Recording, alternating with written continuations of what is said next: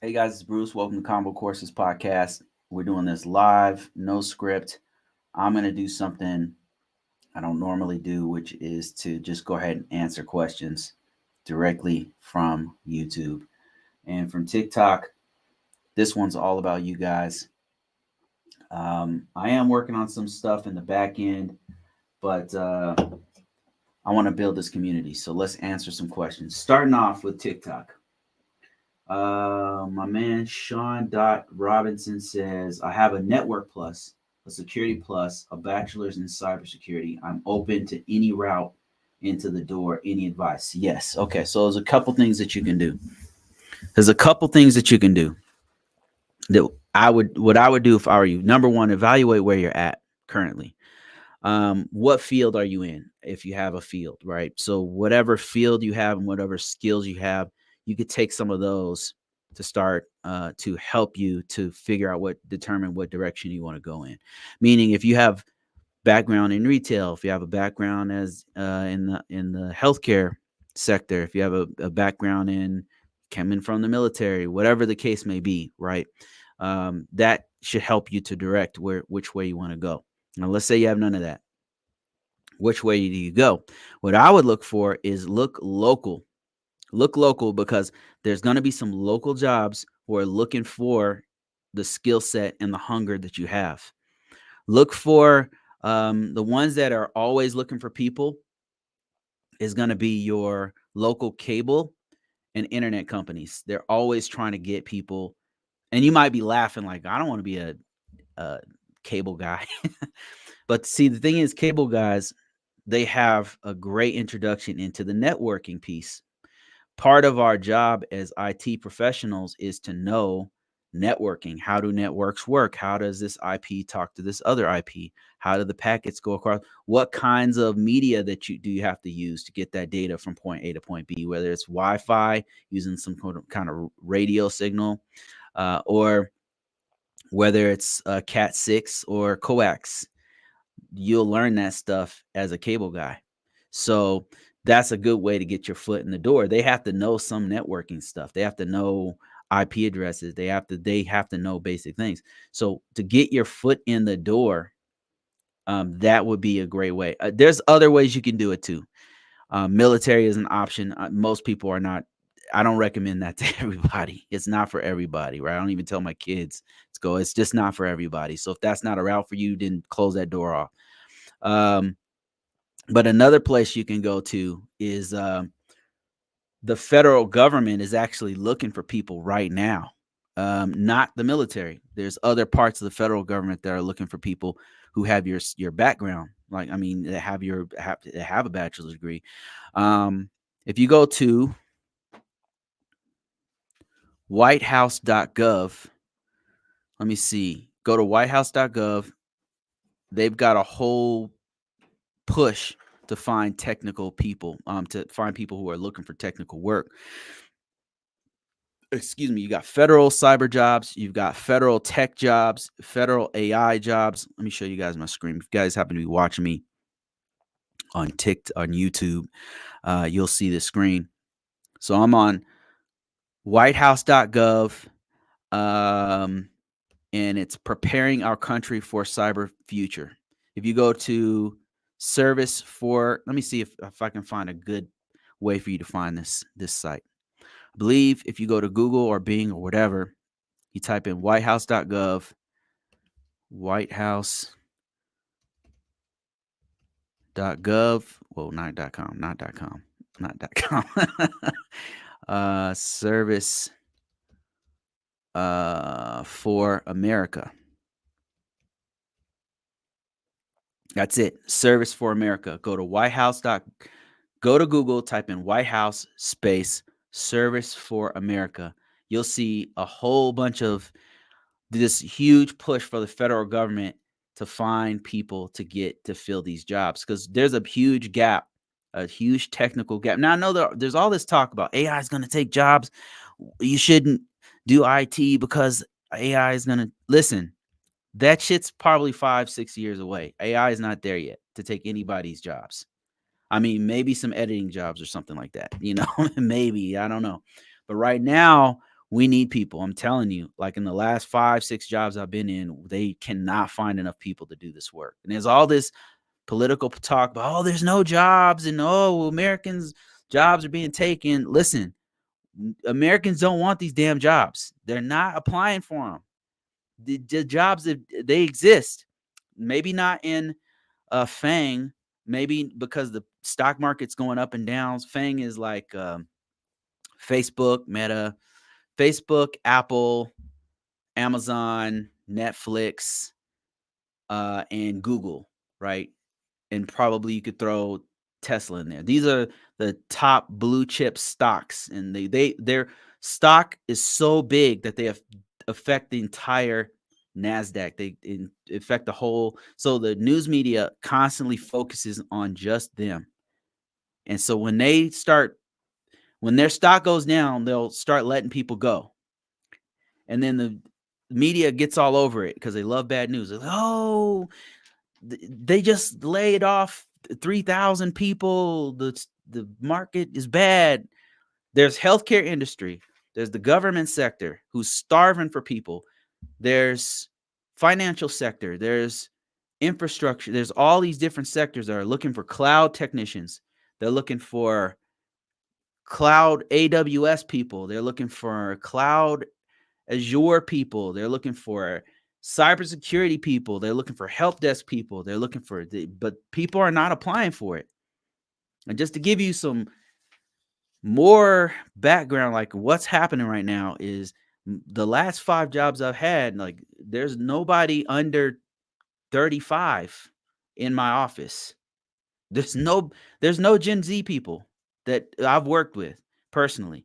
I know that there's some in other parts of the building or whatever, who I'm sure there's in health, and they're in human relations or they're in the mail room or whatever, but they're not in IT, man. I'm not seeing a lot of young people in the IT. I'm not saying they don't exist at all, but they're just not a lot. There's all of them are old dudes like me. And we can't find enough people to do this work. And I'm telling you, right now, you have a great opportunity. Go to whitehouse.gov Service for America and go look what they're trying to push as hard as they can to get people, young people, anyone, Americans into these jobs.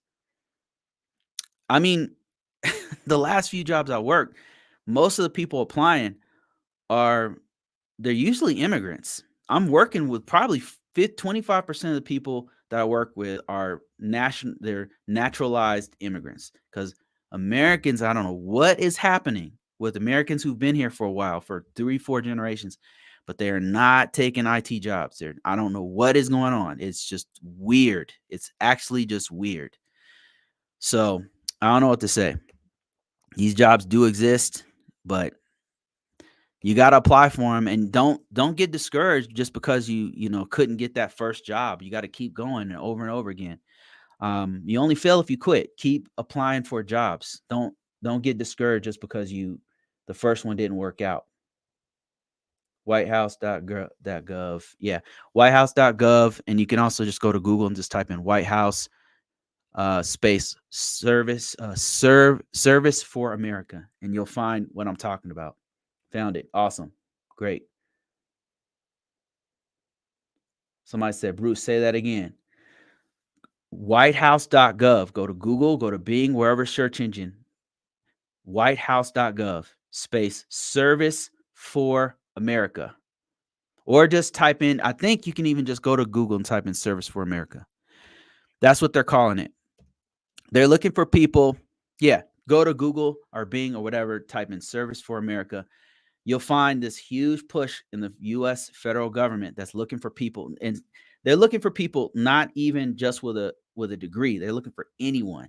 They're looking for anyone because they cannot fill these positions fast enough. And Gen Z, Gen X, myself, boomers, we are retiring. We are getting out of this. We're moving on. We're dying. We can no longer do this work. So they need more millennials. They need more Gen Z. They need more people to get in there and do this work. So, yeah, there you go. Okay, let me see. I got some questions here. And It's all about questions today, guys. So any questions you have on Instagram, on TikTok, whatever. Somebody said, Bruce, looking forward to this every Saturday. Oh man, thanks, Tariq. Appreciate that. Um, Mr. Perry says, do you think it's a good idea to get a Red Hat cert and study GRC or take an apprenticeship for GRC? If you have an ability to do any kind of apprenticeship or internship, then definitely take that. Definitely take that because that's going to give you hands-on that you can put on your resume. Not everybody has that opportunity, but if you can get it, it's like a golden ticket because you can put that on your resume. If you know how to work it on your resume, onto your profile, on Career Builder, on LinkedIn, on Dice, on Monster, put it everywhere after you get the experience, you'll be able to level up from there. And actually with an internship and in apprenticeship, some of them allow you to level up within that organization that you're working in. So that's another option for you. But as far as the Red Hat certification, yeah, that's great. Get it. It's no harm in getting that Red Hat certification. One of the greatest IT skills you can get is Linux. Linux command line, any kind, because Linux is the foundation of so many tools we use today. It's the back end of a lot of routers and switches, internet working devices. A lot of them have some variant of Linux. Um, AWS and a lot of the cloud platforms are based on some variant of Linux or Unix. Unix, the commands, if the all of the command line stuff, a lot of Linux is based off of Unix. So it's if you can get that Red Hat, that's going to be huge for your technical background. So yeah, definitely do both. Why can't you do both? It doesn't have to be an or; it could be an and. Do your apprenticeship for GRC and go ahead and work on your certification. And Red Hat's not a bad certification at all because that's going to give you super foundational knowledge for your IT. Great. One of the best arguably one of the best operating systems out there. I mean, Android's based off of Linux, Amazon cloud, a lot of the cloud backend stuff. I think Mac OS is based off of Unix BSD or something, which is very similar. Linux is very similar to Unix. So yeah, you can't go wrong. Tariq says, Bruce, based on this job description, what civilian jobs should I look for? A signal officer, leading secure network operations. I oversee a team of 10 to 20 responsible for SIPRNet and NIPRNet. All right, so don't use the word term SIPRNet and NIPRNet because they're not going to know what that is. I mean, you could. I mean, some people know what it is, but what you want to do. Let me see. How would you rephrase this? Signal officer leading secure network operations. You could leave that in there. That's not bad. But what would be better is if you found the equivalent of this, which would be, how would I put this? Most people are not going to know what signal officer is. I know what that means. That's an army officer. But if you put like information, it sounds like you're information system security manager. You could put information system security manager, or you could put um, network operations center manager. Both of those are keywords that will probably get more hits on your profile. Those are two phrases you could use. Overseas over 10 responsible for. You could put classified networks, classified and unclassified networks, classified and unclassified secure networks.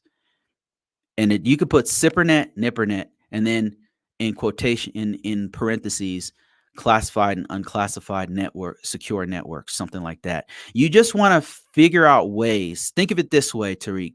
You want to think about ways to put as many keywords as possible in your resume so that it's picked up by not only Department of Defense contractors, but also by people who are adjacent to or have no affiliation with the Department of Defense. You're trying to cast a wider net by using more common keywords and key phrases, right? And so one of those keywords and key phrases, signal officer is definitely not one of them. That's very, very specific. You could keep that in there and put signal officer and then in quotations, information system security manager, right? Because that, if that's an equivalent of it, because that's a more common word, information system security manager, ISSM, leading a network operation center. Boom. So that's also a knock is also a keyword, key phrase. So you want to just cram as many keywords and key phrases in there as possible. You can even keep some of the Army phrases in there, right? So that's what I would advise you to do. Use keywords, and when you're putting that into your profile, you'll get way more hits because more people will be. That's what I started doing when I got out of the military. I had a bunch of Nippernet, Cybernet, JWix, all this stuff that I thought was fancy in there.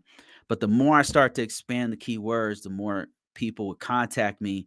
And I was so shocked that NASA, needed somebody. NASA doesn't have, as far as I know, doesn't have some of the networks that DoD have. I mean, I'm sure that there's some, I don't know, but they have other things that require your skill set. They require somebody who can lead a knock because they have a knock.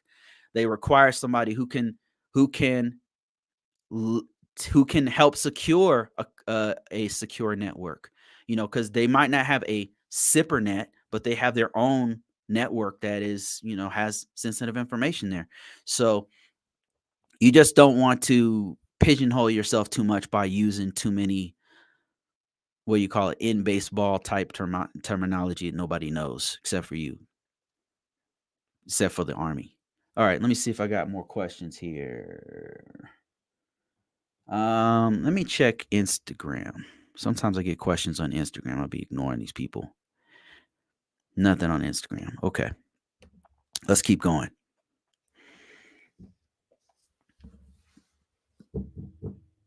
TikTok says bachelor's in public admin, PMP, technical certification in information technology. Finding them hard. Thank you. Finding them is hard. Oh, finding a job is hard is what you mean.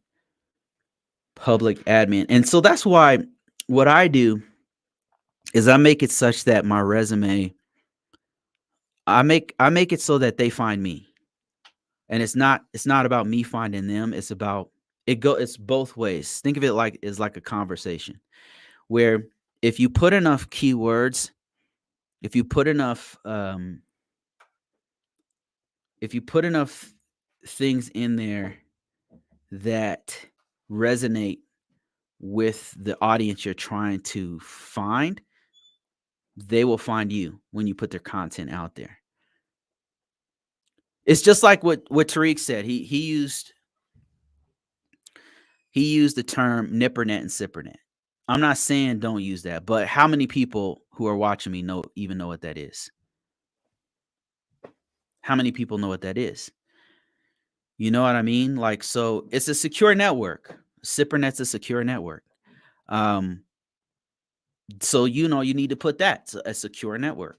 So everybody knows what that is, but not everybody knows what a Cybernet is. And Army has those terms. Navy has those terms. Air Force has those terms that are very specific to them. Where if you are in the Air Force or the Army or the Navy or Coast Guard or whatever, Marines, you see those words, you're like, oh man, this guy Tariq, he's awesome. But somebody in DEA or NASA or whatever federal organization or contractors, there's literally hundreds of thousands of jobs out there who don't have nothing to do with the Cybernet, but they do have a secure network. You get what I'm doing? So what you want to do is make it so that you have enough keywords and key phrases on your profile and on your on your resume that they will find you, and you want to also find them. Like you're also looking for those jobs, but also they're finding you if you do it right. That's what's been happening to me. I'm constantly getting opportunities of people contacting me about all kinds of stuff. And for sometimes for whatever reason, I don't fit what they'll contact me. They'll call me. I'm all week long, I'm getting calls from opportunities. It's not even a big deal to me anymore. I'm getting emails, calls, messages all week to where sometimes I'm just hanging up on people because I'm like, dude, I'm in the middle of I'm doing something, I'm hanging up on opportunities because um, that's how I want it to be for you, and it can be, but you gotta put your profile out there correctly. You gotta put the keywords in there. Now, if you want more information on how to do this, you can go to ConvoCourses.com, download my resume, the resume that has allowed me to get my last 5 jobs. I use that very resume, and you'll see how I use keywords, how I structured it. It's very simple. It's very, very simple how I did it. It's not fancy.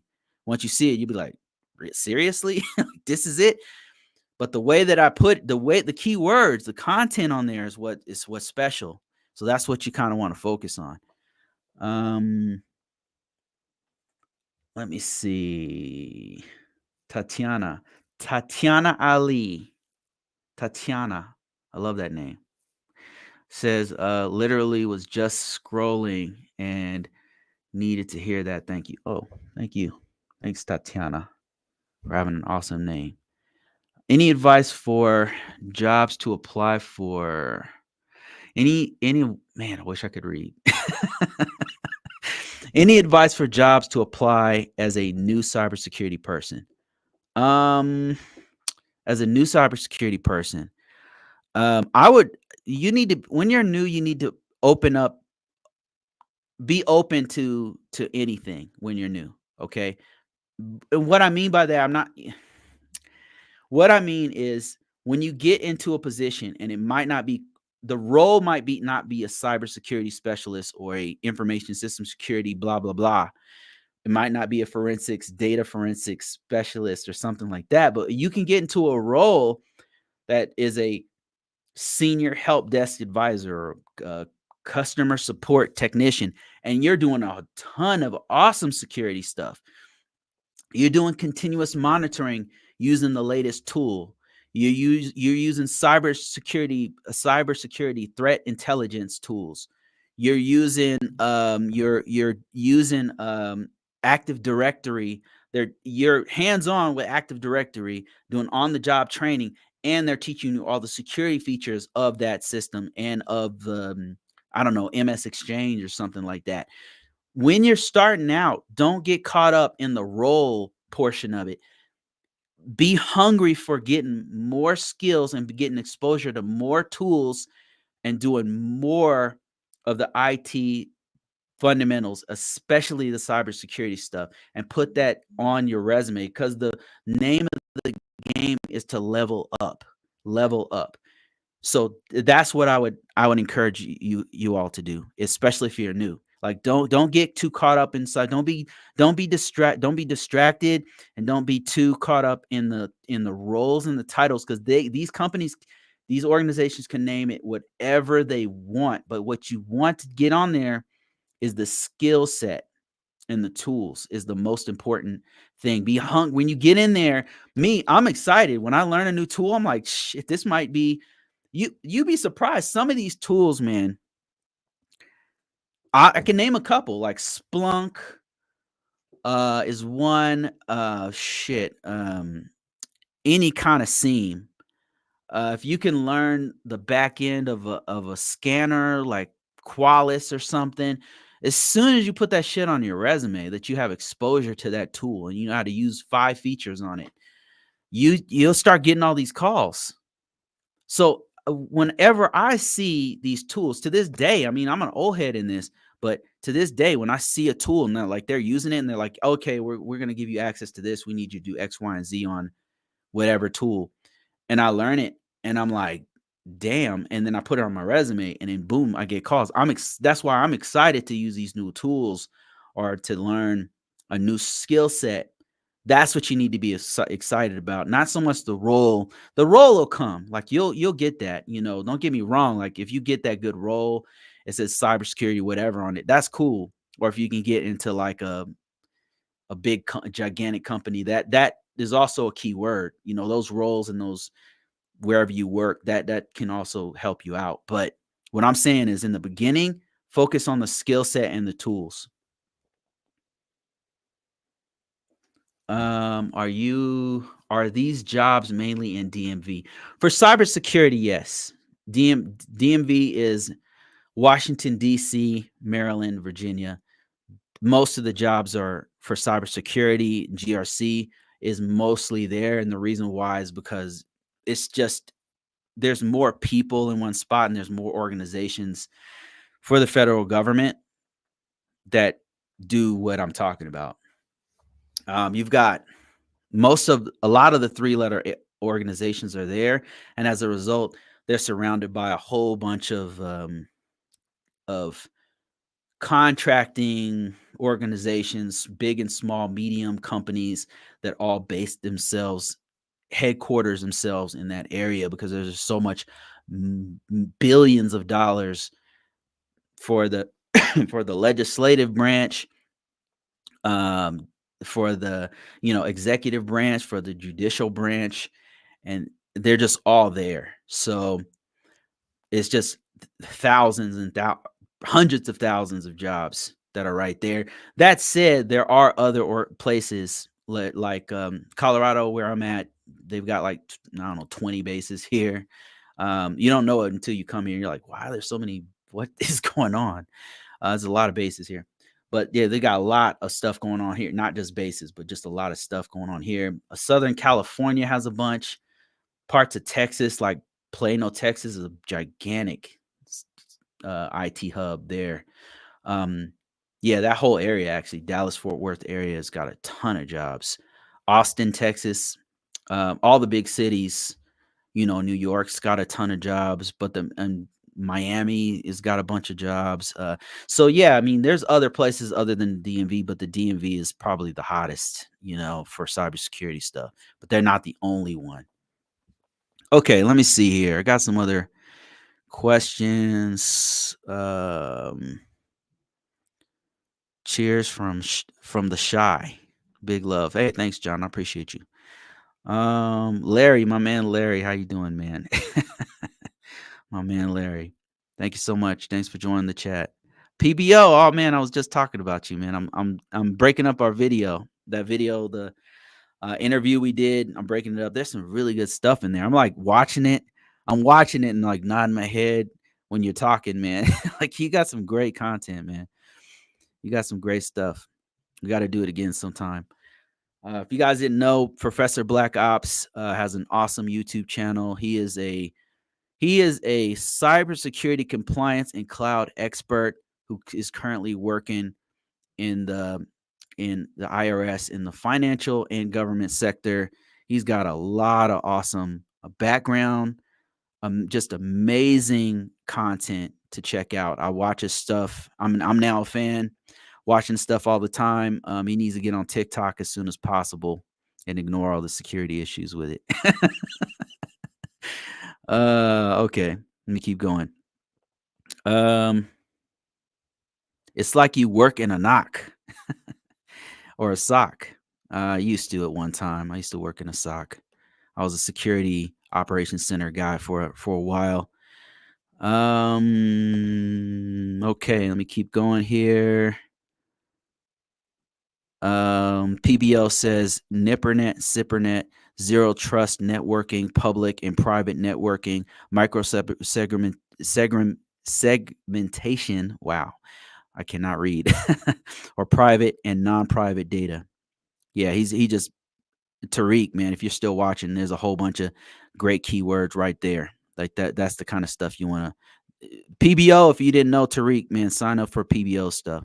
He's got some awesome content. Okay, let me see here.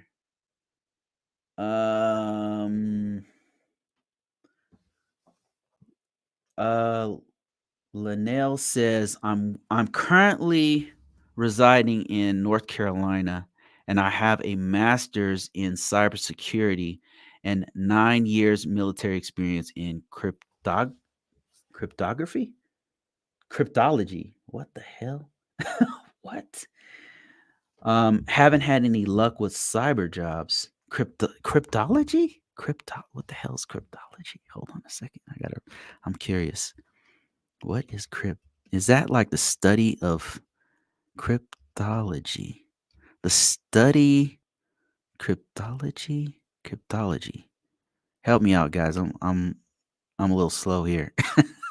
The study of codes and the art of writing and solving them. What? Why? What? Have you tried the NSA? The NSA might have some jobs for you. NSA, if it's hard to believe, but they have the largest. They employ the largest number of mathematicians. Um, yeah, I'd have to see a resume. Um, I'm pretty weak on cryptology. Oh, I'd have to see your resume, Linnell. I'm very curious. I want to see it. Could you send me your resume? My email is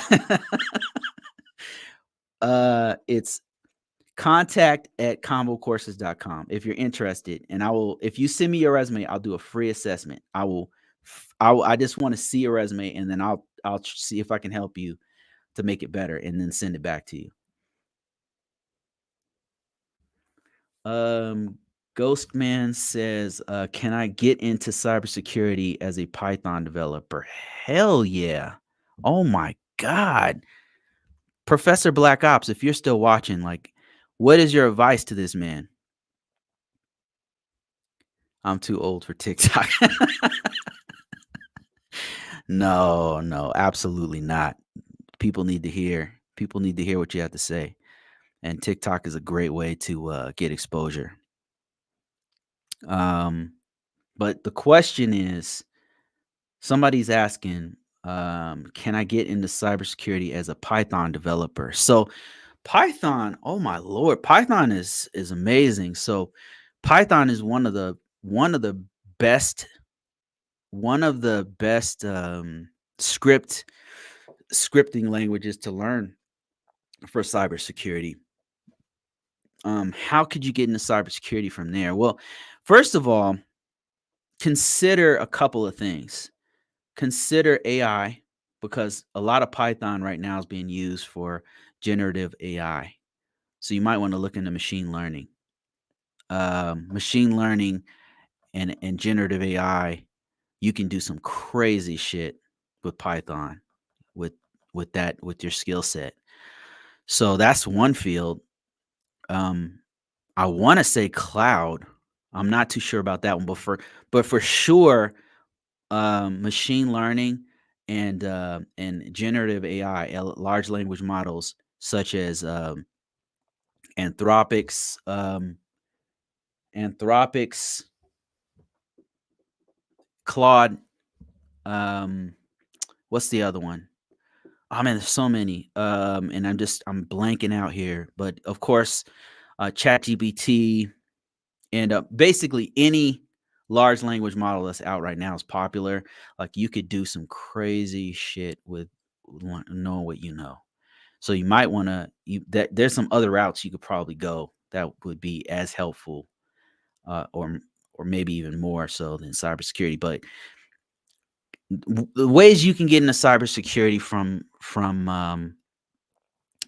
Python, knowing some of the gotchas of not coding correctly would be one way to get into it, because we have a whole branch where we have to analyze the source code from time to time. We have to analyze the source code from time to time to make sure that it's secure in environment. So you, as a developer of Python, you would know firsthand what to do and not to do with cybersecurity, to make the code more secure, right? So and I'm not a developer, so I'm reaching for the correct terminology here. But Professor Black Ops, who is a coder, by the way, he says, I agree. Python, application security, security automation, cloud security. Most of the scripts are Python and PowerShell. So yes, the answer is yes. Like Python is one of those ones that if you know it, it will be easy for you to get into this. Like there'd be some fundamental things you need to learn. Like you probably need to sharpen up your networking skills, like how they work, the TCP/IP stack. But that stuff will be easy for you, man. As soon as you start hearing it, you'll just be like, it'll just be easy for you.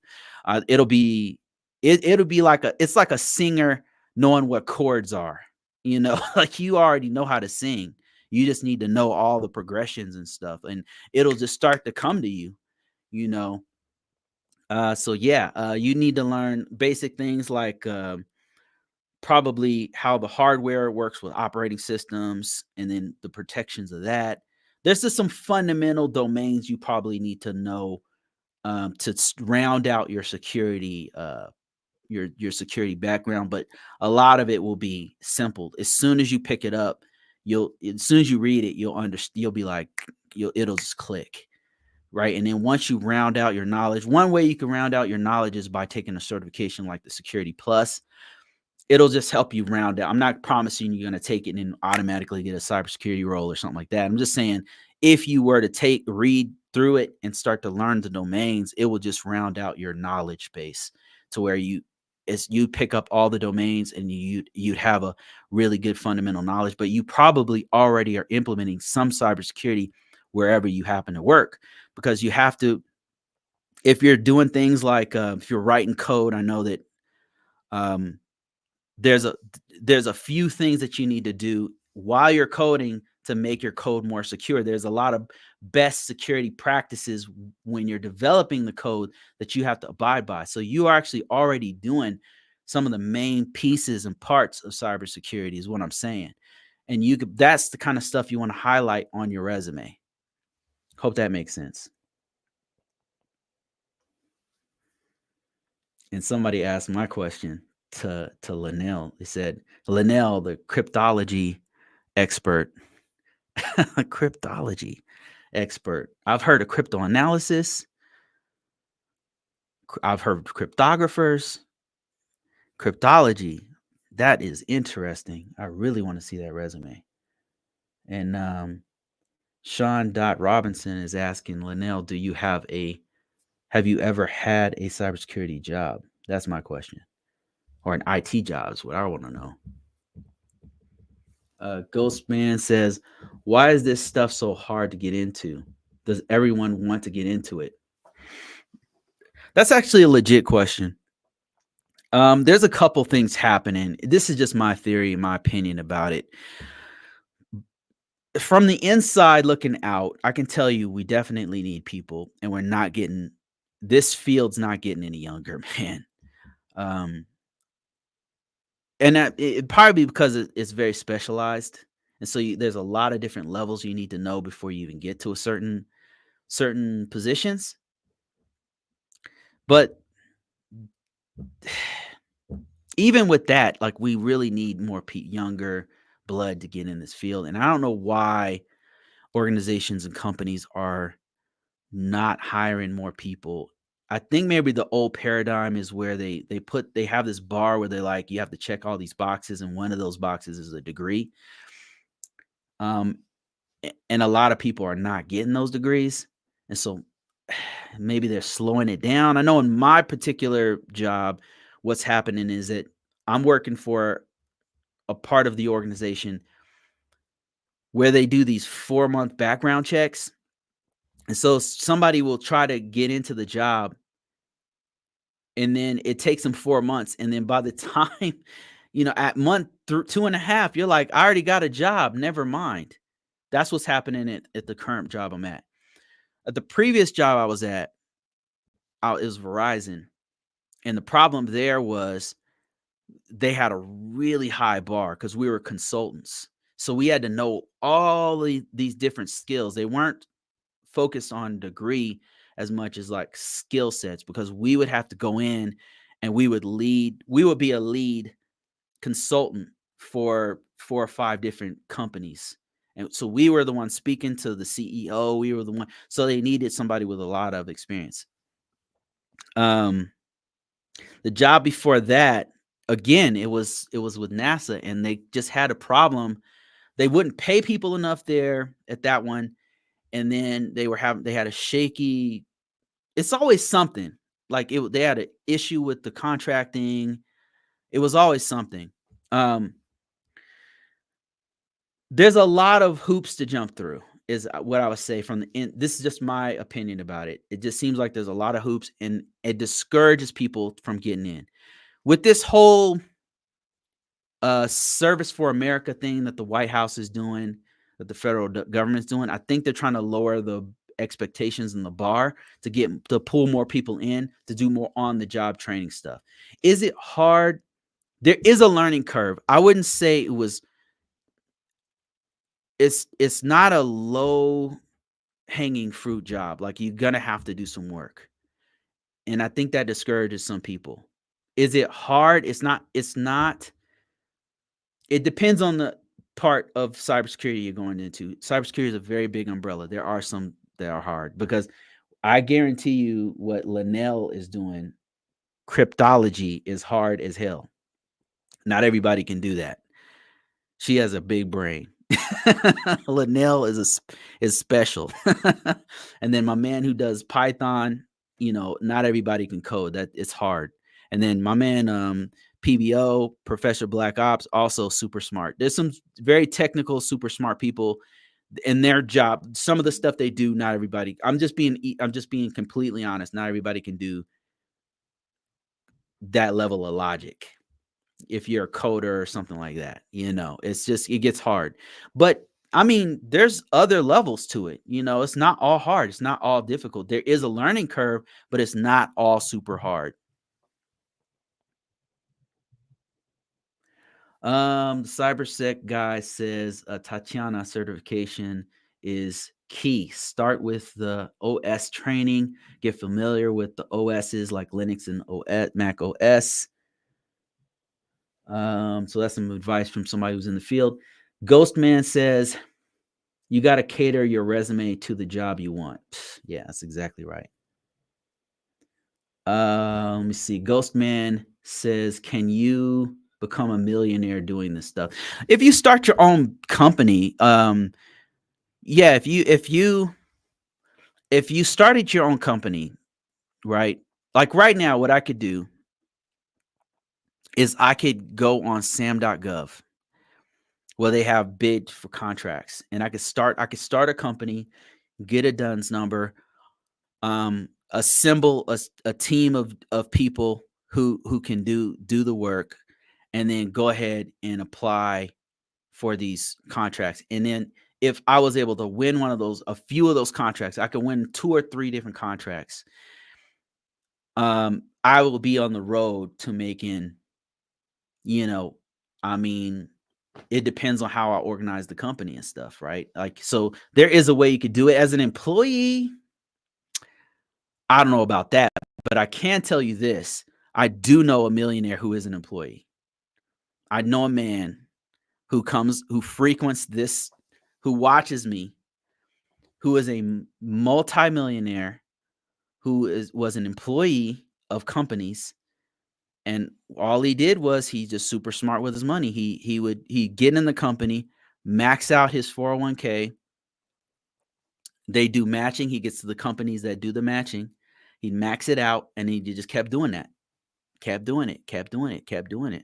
He's a 30-plus-year-old millionaire. He did it when he's young. I mean, it's possible, right? It's definitely possible. If you're frugal and you're smart with your money, you can do it, So I know one dude who's for sure, and I think that I know more. They just didn't tell me, So it's possible.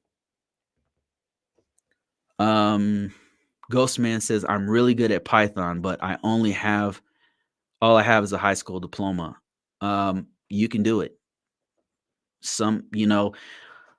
Python is It's very valuable right now because of what happened. The way that technology is going, cybersecurity, um, the people like right now, there's a whole unit where I work who where our coders are, cybersecurity coders are, and they know Python, they know PowerScript, and a couple other languages, but those are the main ones that they use because we've got these gigantic repositories of vulnerability information coming in, and we need somebody to write a script that compiles that together and puts it in a form that we can that's more digestible. Or we'll have two different repositories and we need to join them together and then put them put them in a form that everybody can digest and makes more sense to them so that the decision makers can do what they to work their magic so that we can know which vulnerabilities to prioritize, and they do that partially with Python, and PowerScript is the other one. So that's one of those skills. That's one of those skills that you can probably walk in with no degree or no and just have that skill set, and they'll be like, "Oh, so this where's your GitHub at? Oh, so you wrote all these Python scripts?" So, yeah, you could probably land some kind of job in a cybersecurity environment. What I would do if I were you is I would look for anyone who's trying to pay me what I'm, where what I want and get into any position. You could probably there's a ton of stuff. You could do business analytics, you can do data analytics, you could be a part of a team of database guys. You can get in the cloud because a lot of those organizations they don't have a Python guy. They don't have and they need one. So if I were you, I wouldn't just look for a cybersecurity position. I would broaden my horizons, and I would focus on my Python. If you don't have a Python portfolio, make one on GitHub, and then have all everything you've done, and maybe snippets of all the stuff you've done to show your skill set. You know, make your resume nice. Um, Link your resume to your GitHub so that people can just go to it. I would advertise the shit out of my skill set of Python, and write in the beginning sentences, um, talk about my openness for working for machine learning, cybersecurity units, whatever. I would open myself up if that's what I would do if I were you. Highlight all your skills. How many bullet points are too many? Um, how many bullet points are you mean on a resume? Um, I usually do like two sets of resumes. I do one that's like a 1-2 pager. Like I do one that's like a 2 pager. And then I'll do one with everything on it because they'll ask for that one. I usually remove all the stuff from my early military days that talks about when I was a military police officer that has nothing to do with nothing anymore than what I do. So I'll remove that stuff and then I'll put everything else in there, right? So what you want to do is tailor the resume, just like somebody said it here. Tailor the resume to the job you want. What's one of the most effective things you can do? What you can do with the bullet points is check this out. Go to the job description of what you're trying to do, right? Read the job description. Try to make the bullet points match what they're asking for in some way, shape, or form. And what you can do is take like a look at all of the job, like get an idea of what job you want. Let's say it was security risk management framework, because that's what I know. So let's say you were trying to get a job in risk management framework. Go to LinkedIn, type in RMF, look at all the jobs. It's going to be information system security officer. It's going to be cybersecurity specialist. It's going to be all the jobs are going to there's going to be core things that they want. They're going to want me to write policies. They're going to want me to know how to translate NIST 800-53. They're going to want me to know NIST 837. They're going to want me to know. There's a laundry list of things that they want me to do. But there's going to be, if you look at 4 or 5 different jobs, I'll see like a pattern start to emerge where they're kind of talking about the same thing. You want that pattern. That's the pattern I'm going to put in my bullet points. The pattern I noticed with risk management framework is they usually want me to be able to write security operations procedures, SOP, standard operation procedures. They usually want me to write that. They usually want me to be able to write a system security plan. There's like 4 or 5 things that those are going to be in my bullets for sure. You don't have to go overboard with the bullets. You just want to get your point across. If you said you worked there for 5 years, right? And you got your point across with all the main things you want, then keep it there. You don't have to keep going on and on and on and on and on and on. One of my good friends was a mentor of mine. I saw his resume and it went on for it's like 6 pages long. He's got like 30, and I'm not even joking. He's got like 30 certifications. I mean, he's very smart. He's got he's got, of course, his degree is on there. He's got, of course, 20 years of experience. And I saw his resume, and it was like 6 pages, something like that. And I just was thinking, like, this is just overkill. Nobody's gonna read this. This is just bragging rights. This is not even, you just want to get your point across. Like, I think that you just want enough. If I told you 5, it might be too many. It might be too little. It depends on what you're trying to, how you're going to get your point across. You can get your point across in 5 bullet statements if you do it right. So I try to stick to about no more than about 6 or 7 per job. Unless I was there for a really long time, then I'll go a little bit more than that. But I try to keep all those bullet statements no more than about 10. All those bullet statements, I try to get all the best, most impactful things I did for the organization. And I think 10 is too much, to be honest with you. I think if you get it down, because the thing is, when a recruiter sees your resume, they're not going to read all of it. All they care about is what you can do for them. All they care about is what are the things they require, and then they're like, okay, that's it. I don't need all this other crap. So it depends. It's to not answer your question. If you're doing bullet statements on a profile, it's probably going to be different than your resume. But just try to get your point across and make sure you analyze the market that you're trying to get into. Let me see if I have any questions on. Okay, I got an Instagram question. Okay, somebody said any academy teaching IT auditing. No, I don't know of any that are teaching IT auditing. I know that there's some out there. I've stumbled across a couple. There was this. Let me see if they still do it. I don't want to get in trouble with this guy, man. Last time I got in trouble with this guy just for mention. Every time I mention these guys, something goes horribly, horribly wrong. But I'm just gonna go ahead and try it anyway. Mile 2. These guys used to have something like that. They have a certification out there and a training, I think, that covers auditing. Let me see. Try these guys. Mile 2, they have courses and certifications that might cover it. Probably the best one is going to be sans.org. I'm sure that they have something on auditing.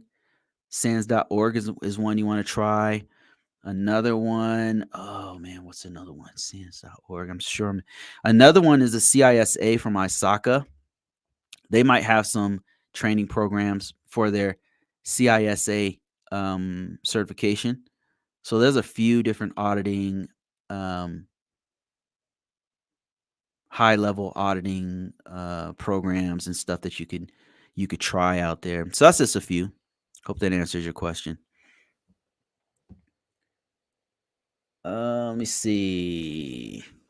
Ghostman says, how can not getting a job wait, how can I get a I don't understand your question. How can not get a job and work for myself? Oh, how can I not get a job and work for myself? Well, with your Python experience, you could probably put your services on Upwork, on Fiverr. I would you could go to a marketplace that puts your services out there. You could do you can do a social media like I'm doing, a faceless social media or use your face, whatever. And do you know what I'm doing right? I'm literally promoting myself right now. Do you know how many companies will contact me based off of this video? Like they'll watch my videos and then contact me. They contact me about they want me to do work, they want to buy my books, plural. I've had companies contact me about buying my courses, um, doing services. I've had companies contact and sometimes individuals contact me about all kinds of stuff. Right now, I'm getting tons of people asking me about mentorship, which I don't really have time right now. I'm working on something, but I could do that. This is right here is a way for me to I'm teaching and I'm giving people information, but I'm also promoting myself by giving information. It's a two-way street. But you could do this like what I'm doing right now, but you can also use Fiverr or Upwork. I hire people there all the time. I've hired people to format my book. I've hired people to do code for me. I can't code. I'm horrible at it. I hire people, and I'm not. You think it's Fiverr? Oh, it's $5 gigs. No, I'm paying people thousands of dollars sometimes. There's things that I pay people to do that are literally hundreds or thousands of dollars. That could be you. Like, I don't know how to write Python. I would hire you in a heartbeat. But you got to put yourself out there. You got to do jobs. Like in the beginning, you want to put your jobs out there, show people your GitHub, show people like do work for people, get your stars up, get your credibility up, and then you could charge more and more work because more and more people have worked with you. And with coders, like it's not like formatting a book or doing a cover or something like that. It's something that not many people can do. It's like art. It's like artists. Like when I pay an artist, man, it's expensive. I mean, when I pay, there's certain artists that they have a certain style that I want, and I'm gonna pay them because I can't find that style anywhere else. That's like coding. Um, I've I've had apps developed and paid people a lot of money to develop an app for me. I've had I've paid web developers a ton of money. Um, you can be you could do that as a side hustle in the beginning and then grow it bigger to where you're doing that permanently. It depends on what your living conditions are, right? If you're a roommate or something and you're paying 600 a month somewhere, you might not have large living expenses. You could live off of getting a couple gigs a month. But if you live in New York and you have your own, you're looking the Manhattan or something, that's probably not gonna cut it, right? Like you're gonna have to do something else. But yeah, you could totally freelance. That's what it's called, freelance. Um, Google freelance Python. You're gonna find some stuff, man. So the answer is yes, you could do it. Um, how do I get into GRC? I have the net and security plus and no luck with employers. Is there a way I can see your resume? Yes, go to convocourses.com and look for free stuff. I'm so many people download it that I'm feeling a little bit used and abused. I'm thinking about charging for it. So you might want to go grab it while it's still free because it's getting ridiculous. But Yeah, so you can go to LinkedIn, go to my LinkedIn bio. That's basically my resume right there as part of it. And then you can also download it, my resume from, and a ton of actually, when you download it, it'll come with a few other ones. To give you an example of what's called an ATS style resume, application tracking software formatted resume. So it makes it easier to go inside the database of these companies who are looking at hundreds of resumes, per week. So yeah, go ahead and check that out. Go to ConvoCourses.com and look for free stuff, and you'll find the resume. It should be like on the first page, I think. I don't remember, but it's there. Check that out. Look at how I phrase what you really want to look at is the format, how simple it is.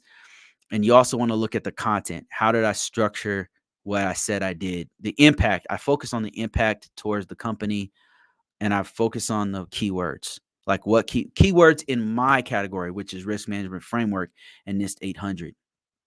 That's mine. If you're a SOC analyst, of course, you need to find the keywords for that, whatever, for SOC analyst work. If you're a project manager, you need to find those keywords. If you're you get the idea. So every genre of work has its own keywords, and you need to find those keywords and key phrases, and you need to put those into your resume. And that's how you target that market for what you're trying to do. You can find the jobs. You said I do. How do I get into GRC? So what you want to do in the beginning is not, if you're a beginner, what you want to do is get any IT job. Right now, you just want to get your foot in the door. That's the first thing you want to do. Get your foot in the door. Don't focus on I want a cybersecurity role. Don't focus on I want a GRC role. Just get your foot in the door. If you don't have experience under your belt, that's what you need to do, is get into this field, into information technology as a whole. That's the first thing you need. And then once you get your foot in the door, what you're going to find is that you might not even want to do GRC. You might want to get into network engineering. You might want to get into cloud. You might want to get there. There'll be all of this different stuff you can do doors will just start opening. You'll find different paths here and there, and you'd be surprised. Like the DBAs make a pretty good money. So there's other avenues you can do. And then you'll find that you might be very skilled. You might just pick up certain things very fast. And it might not be GRC, it might be something else. You just pick it up super fast and you want to go into that field. Let me see. Do you work remotely? Yes. So what inspired me to start doing this is that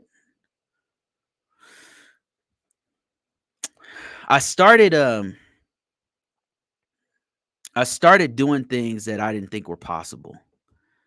The first thing I did that I didn't think was possible was hit six figures. I grew up very poor, so six figures is a lot of money for me, and it just didn't seem real. And the first time I hit it, I was shocked. I just realized, man, like I'm doing it now, and it's like it's not even that big of a deal.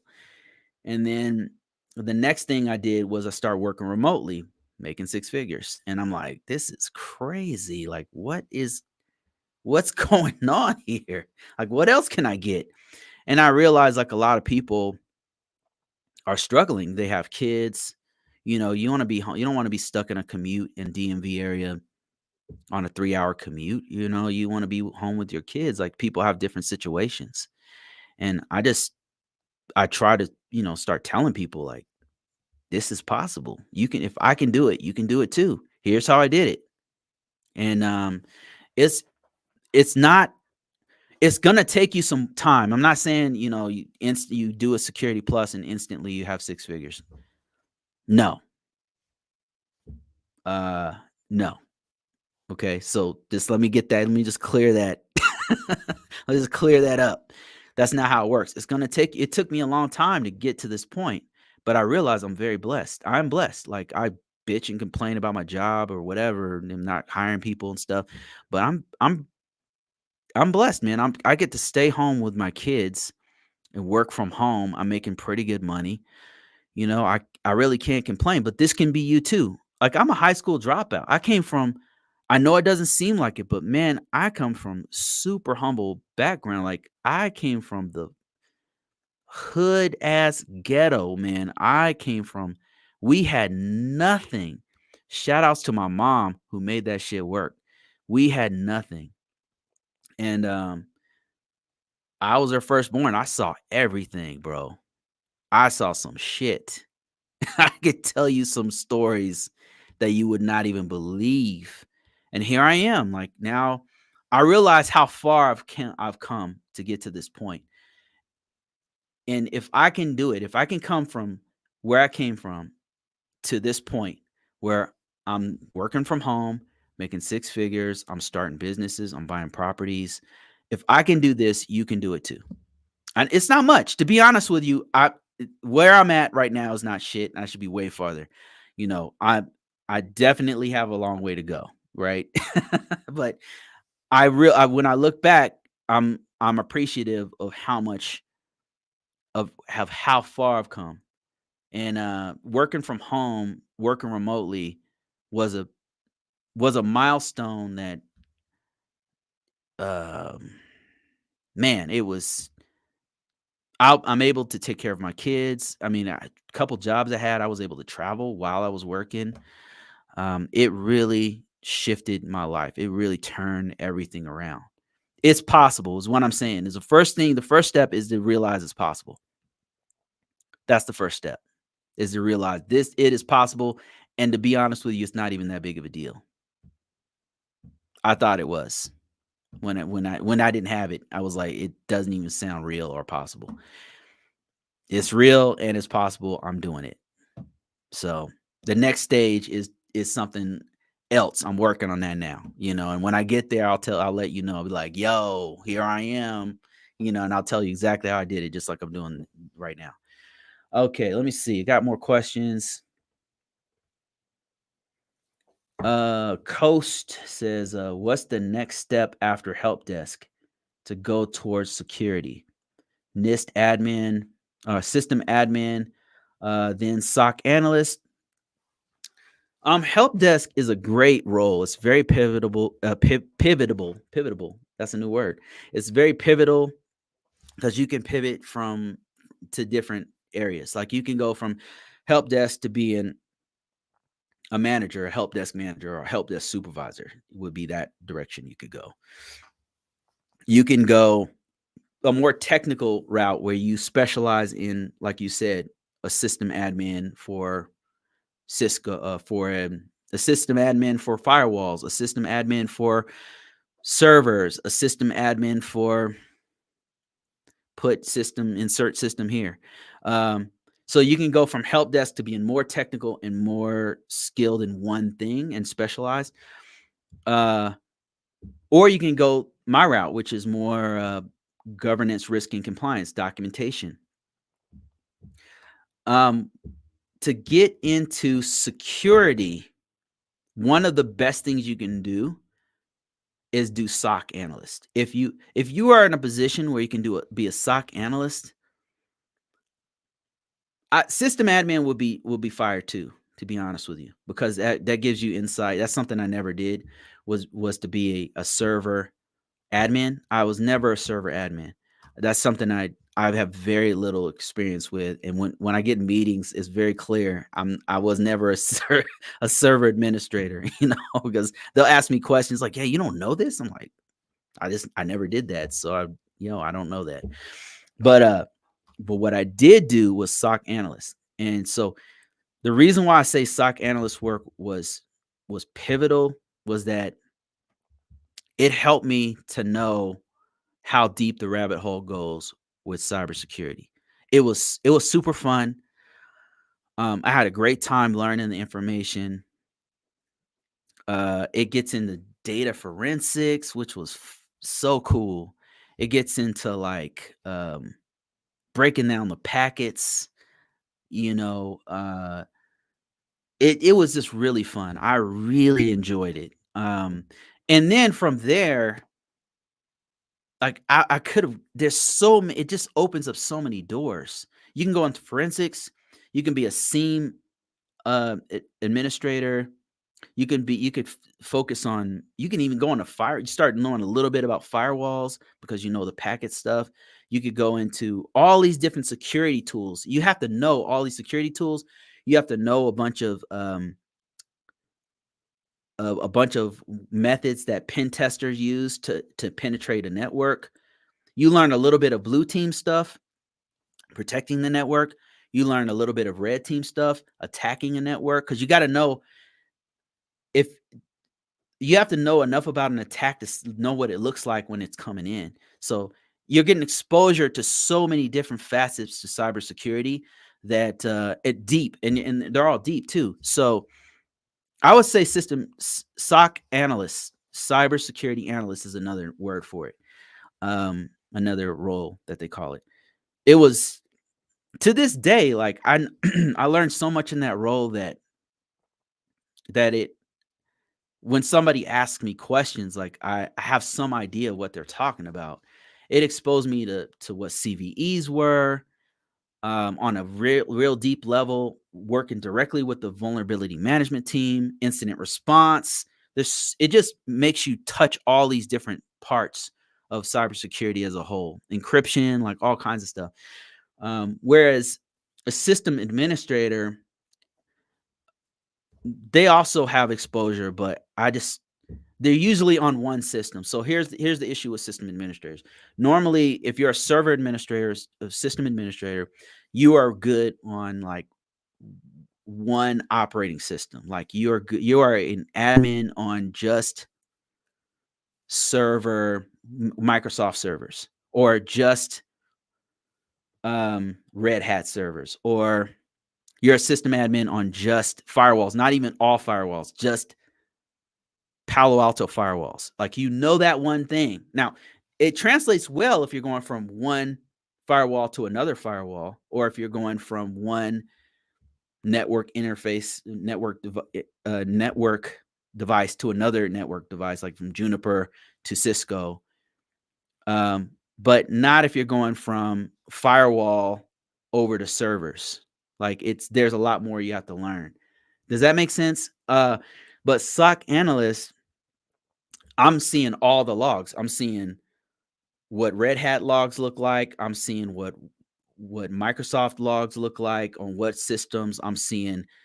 Um I'm seeing everything, and I'm exposed to all those different things. So it's a really way to be really well rounded. So if you have a choice, I would go from help desk to SOC analyst. It was a huge learning experience for me. A Navy CTT cryptology technician. Oh my lord. NSA was my last tour. I must see your resume. That is sounding so sexy. It's so sexy to me. It's because I never done it before. I know I'm never going to do it. So it's so technical. Like, it's so sci-fi. It's like, it's really cool. I really want to see your resume. Jeremy Morgan says, I'm already a security analyst. I have a security plus, and now I'm working on CYSA and the CISSP. What do you think? I think that's great. CISSP is fire. I have a CISSP. It's going to open up so many different doors for you.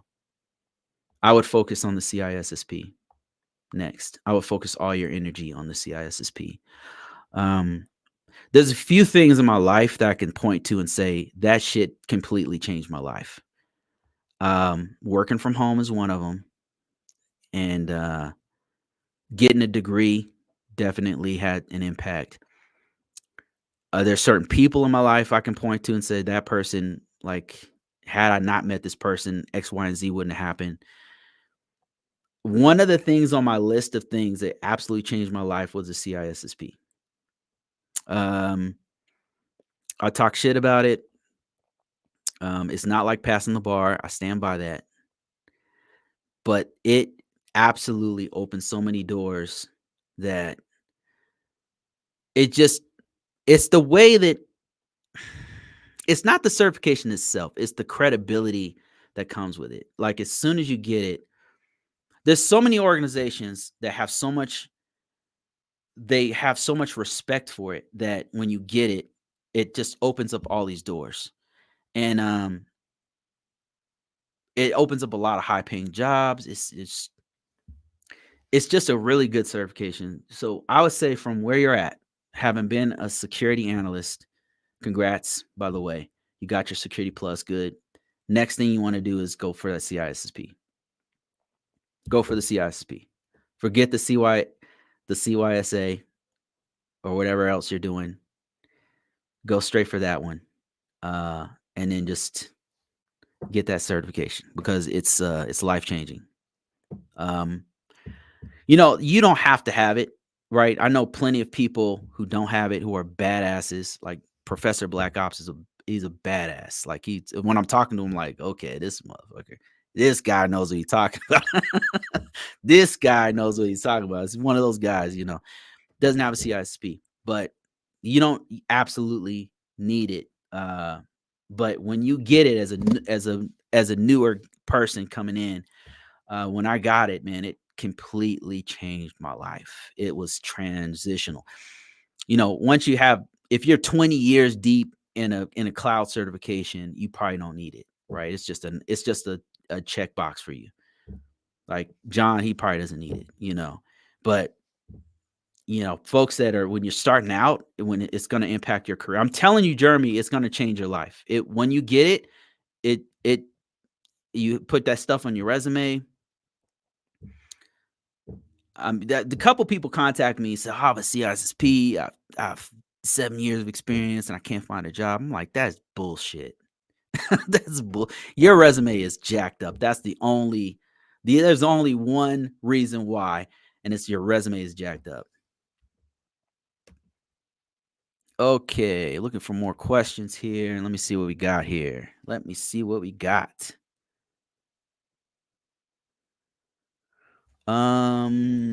More questions on TikTok. Tatiana Ali says, "Do you mentor?"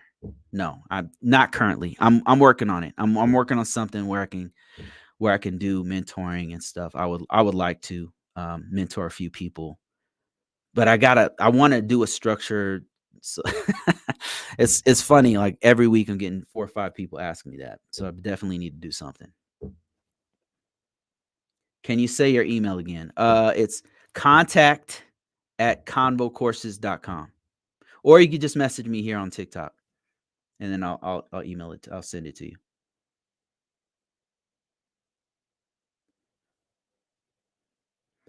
No, I just separated from the Navy in September. I also tried to get crypto, type in crypto tech, created, but it auto corrected to cryptography. Oh, that's what happened. I was like, cryptography, what is that? But apparently it's a word. You could probably get a job at. I'm just curious because it sounds like that's one area I really have been weak on, and I could not wrap my head around. I mean, I tried software engineering, and I could kind of do it. I tried. I was a SOC analyst, cybersecurity analyst. That was fun. I did that for like a couple years. I was a I was a SIEM engineer. Right now, I'm doing risk management framework. I was a consultant, but one thing I can never like really wrap my head around has been cryptography, cryptography, crypto analysts, because that's some math, and that's some hardcore. Am I right or wrong? There's math involved, right? Like a lot, like not just regular math. It can get hard, so it's just fascinating, and you'll be the first crypto analyst or crypto tech that I've ever saw the red. Like I've not talked to. I've talked to There's couple people follow me who are machine learning experts or artificial intelligence, which is really cool. And I asked them to be on here. I was like, "Oh, can you be on here? And I want to ask you questions and stuff." Um, and then there's all kinds of cloud engineers, but I've never like you're the first cryptography person that I've talked to, so I'm very interested.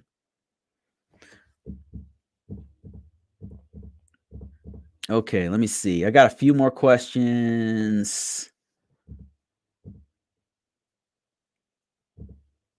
And somebody said, I want a BMW X6. That's the only reason why I'll go hard in learning a lot of skills like cloud. You got to have some kind of motivation, right? Money is my motivation, especially after the Army. I cannot blame you for that. Can't blame you. The Army taught me that I can literally do anything, to be honest. Yeah. Military does that. Military, for all the bad things I could say about it, one of the things that it does is it hardens you.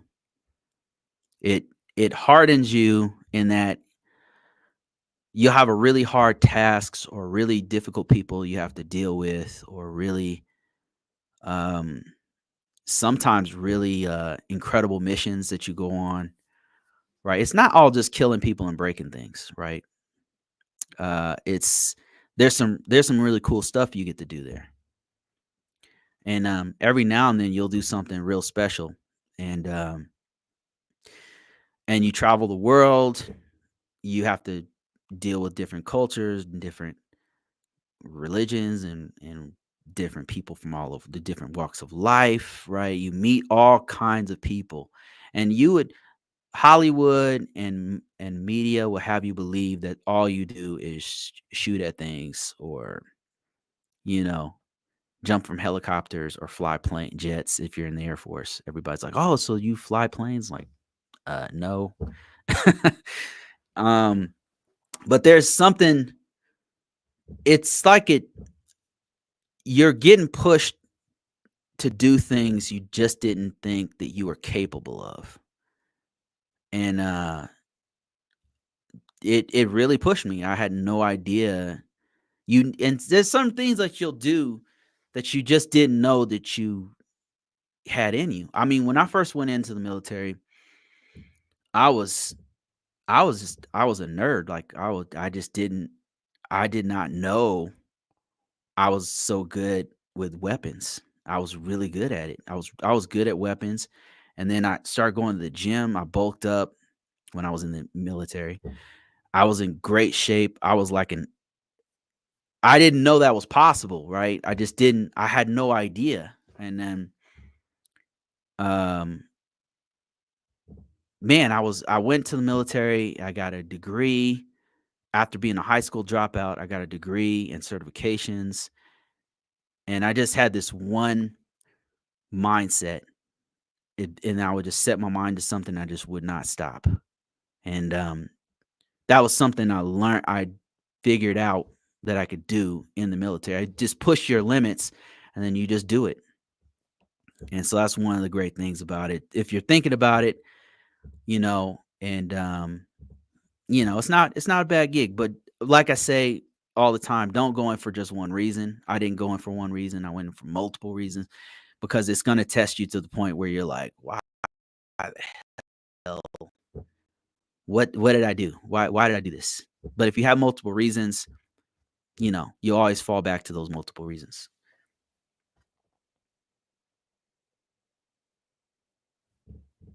Thanks for everything, Bruce. Keep doing what you're doing. I landed a job thanks to your motivation. Oh, wow, man. Congratulations. The GitHub and projects were huge for me. That's awesome. Hey, did you hear that, Python guy? GitHub. GitHub. It works. That's where you put your repository of all your scripts. If you don't have one, make one.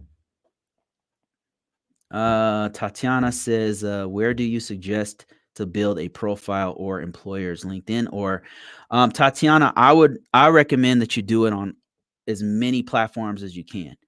not just on LinkedIn. The first step you want to do is get your resume up. Take your resume and tear it apart.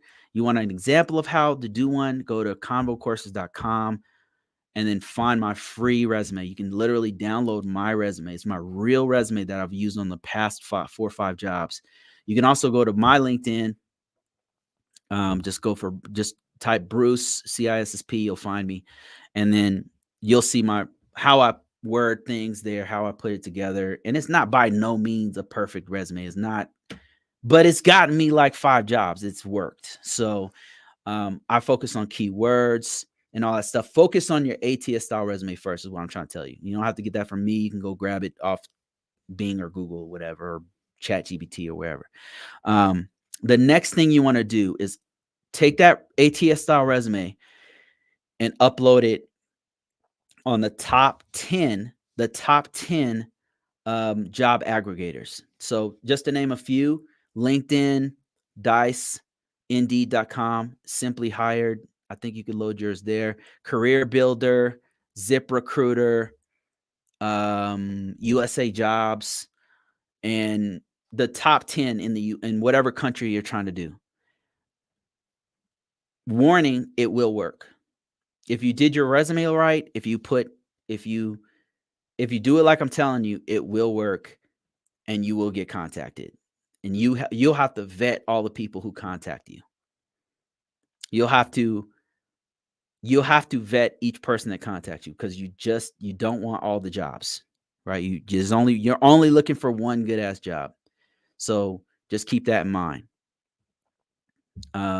You're interviewing them as much as they're interviewing you. So what I'm telling you, it really does work. I've helped several people get a job just by listening to what I'm telling them, and they got a job, making more money than me sometimes. Let me see. Projects make all the difference. Oh, that's awesome. I would love to see what you put on your resume, what projects you put, how you worded it and stuff. I could integrate that into the training I put together.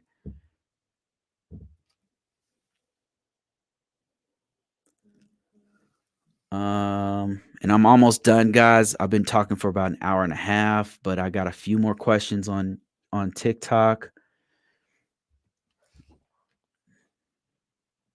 Let me see. Auditing course on AWS and cloud. Oh, okay. I didn't know they had an auditing course on AWS. Auditing IT auditing boot camp. Search for Crest Consulting, located in Maryland. They do online and on site. That's pretty rare. Let me see. Find two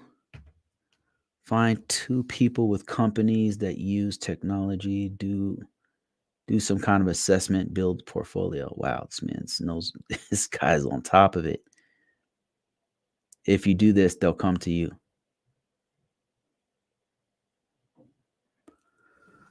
If I already have a degree in networking and comms, do I need newer cybersecurity? Do I need a newer cybersecurity degree? No.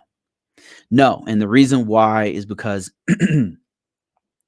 most of the companies that require a bachelor's degree or an associate's or a master's or whatever, they are looking for a STEM degree. That's science, technology, engineering, mathematics. They're looking for one of those degrees with experience in information technology. Experience being the biggest part of what they're looking for. Excuse me. So you having my wife is doing some crazy shit in the background. Sorry, she distracted me. All right.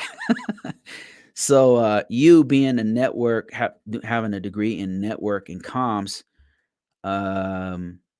you could use that on your resume.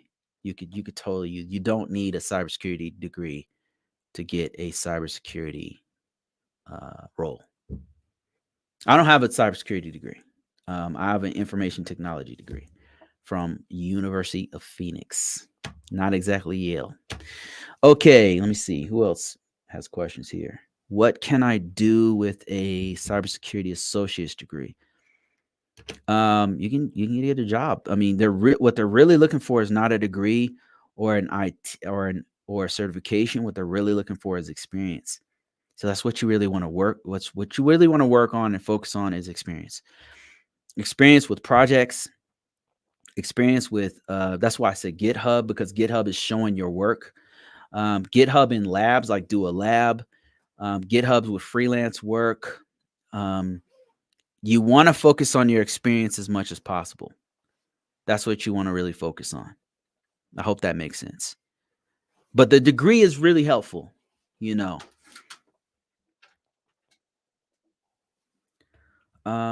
Thank you for sharing your story to success. It helps those of us who um who know it's attainable. Yeah, it's just when I think back, when I look at where I am, and I realize how far I've come, um, it really means a lot to me, because it wasn't easy.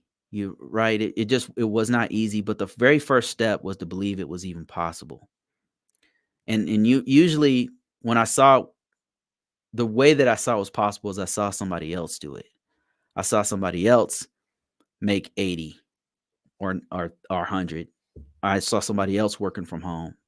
It was a coworker or it was a friend or a friend of a friend or somebody I knew, they were doing it.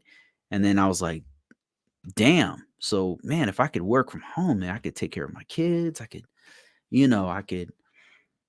damn, what if I could work from whatever state I want to. So it's possible. I'm telling you, like I'm telling you, some of the jobs I've had, I was able to uh work that job in another country. Not all jobs are like that, especially federal jobs. They don't want you taking their laptop out the country. But I've worked jobs where I have been able to. Like I was had their laptop and I was working in Philippines or I was working in Thailand or something like that. And then on the weekends, and it wasn't easy because they have a different time zone and I'd have to be on Eastern Standard Time when I'm working or whatever. But and I can't do it now. It's not every work from home job you can do that. I don't want to give you misconceptions here because I can't do that right now. And if my job is watching, I'm currently in the United States, as far as you know. Let me see. First time here, great info. Thank you. Let me see. More questions. And once I'm done with these questions, I think I'm gonna call it a day. Mocha God says, I have a Security Plus, a CYSA, and tough times getting a job. You think it's better to aim for government or private? Okay, so if we talked about this earlier, and I'll make this quick. So what you want to do right now is just get your foot in the door. Don't focus on any type of job. Don't focus on any role right now. What you want to do, there's a couple sites you can go to. Number one, go to Google or Bing or whatever, DuckDuckGo, whatever you search, and type in what's it called? Service for America. Right now, the federal government is looking for people to fill a bunch of roles that are empty. Something like 500,000 roles are empty. So look for jobs there. Look for jobs also in your local area. And look for a lot of the communication centers, either cable companies or internet companies are always looking for cable guys. And you might be laughing like, oh, cable guy, ha ha ha. That's an IT role. That's a legit IT role that you want to get your foot in the door. Once you get in, you can level up. You can take that experience, 6-8 months experience, put that on your resume, and then level up from there. That's the name of the game. And you said, is it better to go for government or private? Either or, either one that'll take you. Get in there. Whichever one, the best one, whether it's private or public, government or private, is going to be the one that gives you on the job training and benefits such as paying for your degree or certification. Those are going to be the best ones.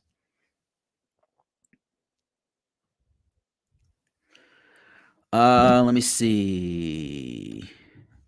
What's the best government agency to work for? So I've only worked for Department of Defense, all the branches,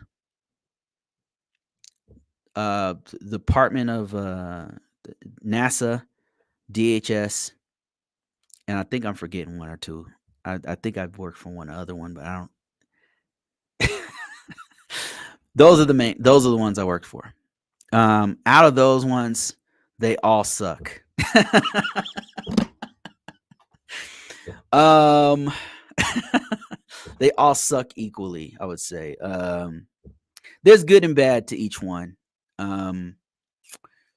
It's really not about the department. It's more about the people, to be honest. And the people are a mixed bag. You know, sometimes you get great people, great units, great leadership, and sometimes sometimes the contract is awful. It kind of depends on the environment. It's not really the agency. The agencies are kind of the same. The best structure and had their shit together, and I only realized it when I got out, was the Department of Defense. For GRC. I'm not saying they had 100% of their cybersecurity good or whatever. There's issues, but their structure is dope. They have a very clear structure on what you're supposed to do. They're very clear on what you're supposed to do. The other branches, the other places, not so much. Like, we had to come up with things. Like, they would have things, and then they were kind of like, we were kind of building a bridge as we're walking on it. For me, the best one, the one I enjoyed the most as an agency, as a department, was NASA. I've always been a fan of NASA. I've always been fascinated. I got to see some sites there. They had I just love NASA. I'm a fan. The the contract we were on was awful. The government hated us, hated the contract, they were trying to get rid of us. And I don't even know if I could talk about that without some legal issues. It was bad. The government workers, oh my, I need this job, so I'm not going to talk shit on a public forum, but some people you work with are just very difficult. And because they're the government, they can't be fired, but they can treat contractors bad. And that's all I'll say about that. So that can be difficult sometimes. And I'm not saying all government workers are like that, but there's always like one. There's always one. There's always one. Anyway, so that sucks. NASA was my favorite. Right now, I'm at the Department of Homeland Security. It's all right. It's all right. There's problems everywhere you go, you know. So, NASA was my favorite. Okay, let me see.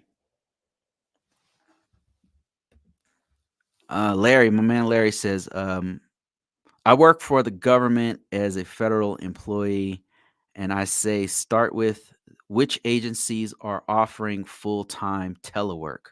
Damn, that's game right there. It's out there, so why not take advantage of it? Yeah, exactly. That's a great point, Larry. Like, not all branches offer this.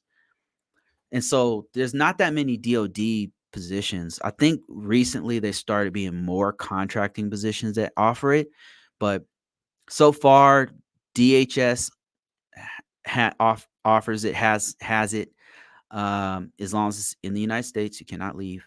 NASA also has some telework positions as well, because NASA's like everywhere. It's all over the world, which I was surprised to know. But those two branches definitely so far, I've worked for so many other agencies. I'm sure there's better ones but yeah, thanks for that, Larry. That's great advice. Great information. Okay, I got a few more questions. Where do you find your resume?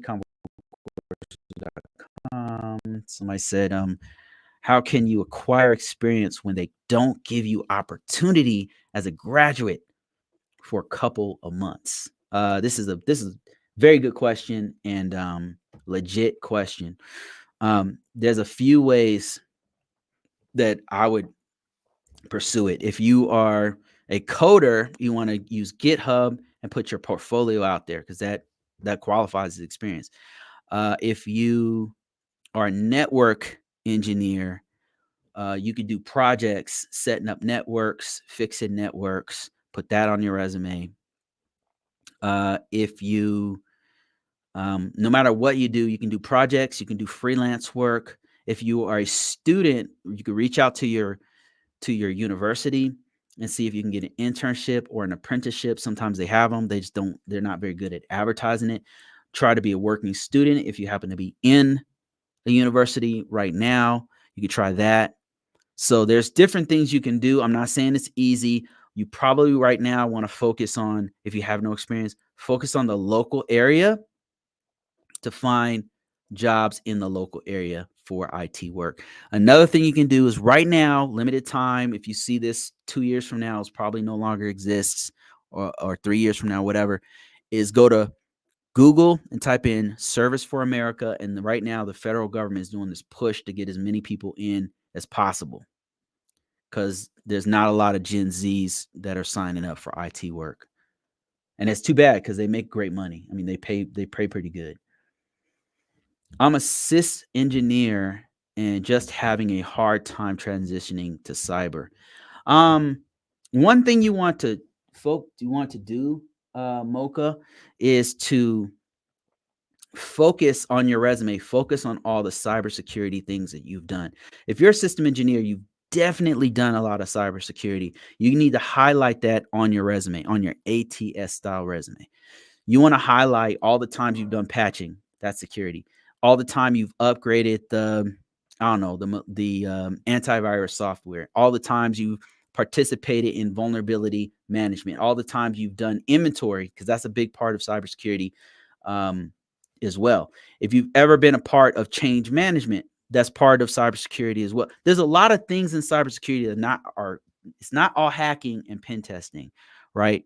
If you've applied security features on the system, what else?